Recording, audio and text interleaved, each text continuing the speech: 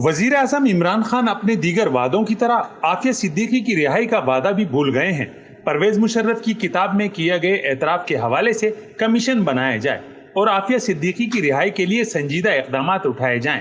ان خیالات کا اظہار امیر جماعت اسلامی پاکستان سراج الحق نے عافیہ صدیقی کی ہمشیرہ ڈاکٹر فوزیہ صدیقی سے ملاقات کے موقع پر کیا۔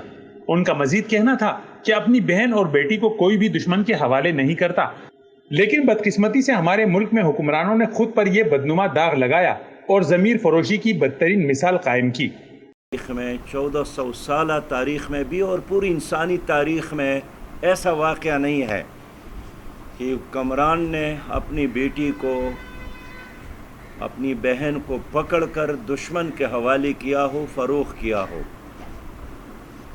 ضمیر فروشی کا، خواہر فروشی کا یہ ایک بدترین مثال ہے۔ ہمارے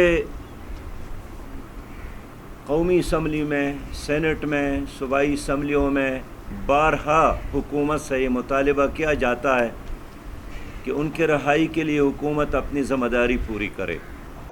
قبل ازیں انہوں نے ڈاکٹر عافیہ صدیقی کی والدہ کی عیادت کی اور ان کی جلد صحتیابی کے لیے دعا کرائی۔